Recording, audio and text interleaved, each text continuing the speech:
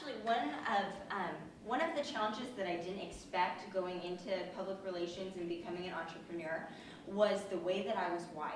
So I'm very much a people person. I love to be out there visiting with people. People energize me, and even though I can work on individual projects, I would love to be around people. Like that is what I want to do and what I love to do and how I'm wired. Well, anyway, going into PR and starting my own firm was really interesting because, like I had talked about earlier, it started with just me. Well, then I started to find that that was a little bit lonely. So what I did, instead of just starting within my home, working out of my home office, is I decided to find satellite offices. So every client that I pick up, I would put office hours within their office. So, you know, for St. Unified, I have 2 days a week there from 8 to 6 o'clock. Or, you know, some of my smaller clients, it may be just a couple hours on 1 day a week. And so what I found is I had to take my personality and the way that God wired me and make sure that as I became an entrepreneur and started my own firm, that I was still able to be energized by people, that I could still surround myself with that energy that I needed to fill me up. Because what I found, and it took me a little while to realize this, but after a couple months I told my husband, like, I don't like this. I want a 9-to-5 job. I want to be working somewhere else where I go to work, I leave my home, I go to office, I get dressed up, I'm around people all day, I get to do work, I get to answer phones. Well, you know what, I was doing all of that where I was, but the part that I was missing was just being surrounded by people. And so initially finding out a little bit about myself and realizing the work environments that I love and desire to be in, I just had to kind of figure that out and alter what my firm looked like and how I operated. And so that was one of my first challenges. Just a real general challenge being in public relations is that the clients that I have want everything yesterday, but the same high quality that I would expect to give to them.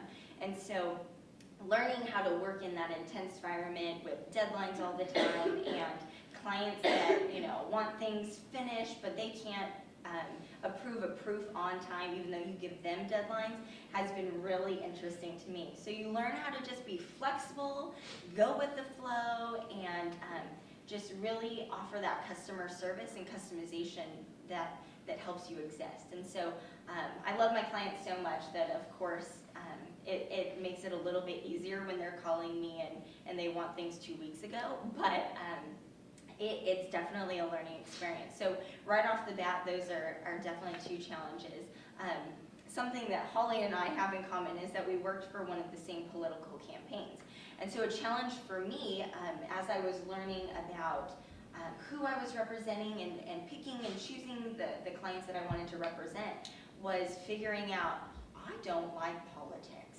When I was at the Chamber of Commerce, obviously I worked with city government and loved that aspect of it.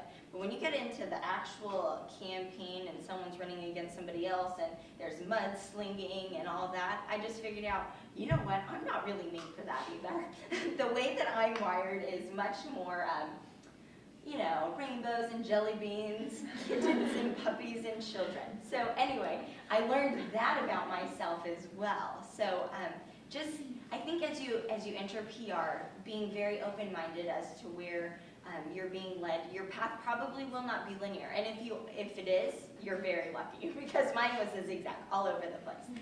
But figuring out a little bit more about yourself too, how you're wired, who do you like to work around, what are your beliefs, what are your values, what will you stand for, and will you represent somebody that doesn't see things the same way that you do? Those are all things that I learned very early on as I was starting my own business. It's difficult with clients for them to even grasp and get a handle on what it is we do. Okay, how does that play out? That plays out in they will call me to have me come in and say they want a new brochure. They want a new brochure and they want it, basically they want everything completely redesigned and rebranded for this new brochure. Only there's no budget for that, but it really needs to be done. So I have to take the time to educate the client on what I think it is that he's telling me that he or she's telling me that they need, and then try to come up with a solution for how to go about that based upon either a limited budget or a lack of trust. We don't sell an item. So if someone's writing us a check for $6,000 or $7,000 a month, and there's no item there, it's just our good faith. And in PR, a lot of times you don't see instant results. If you don't have a really good relationship with your client, there can be a lack of trust, and especially at first. So the challenge for me has been that reconciliation between what they think they want and what they need, and having to educate them on those two things, and do it in a way that's kind and loving. Because quite frankly, more times than not, when they show me something, I'm looking at it and I'm like, this is garbage. Like, I can't even, who made this? Like, you know? And sometimes, you know, you just have to get to the point where you say, this is really bad. You know, if you want, you ask them, do you want me? This is really bad. And the reason it's bad is because of this. And you explain, because it's giving off this element, or it's working contrary to this. So it's very time consuming. And so we invest a lot of ourselves into a client that may or may not even retain us. And so the challenge for me there is, how much am I willing to invest in this client before I walk and say, you know, this is what it's going to take. You let me know, you decide. You know, how do you know where that line is? How do you know what they're willing to pay? How do you know what their budget is? And then at the same time, you got to remember that once they become your client, if they're going to have bad results, that's going to reflect on you. So if they don't want to put the time and energy and finances into a really good end result, then it's going to damage my reputation. So that's been a big challenge for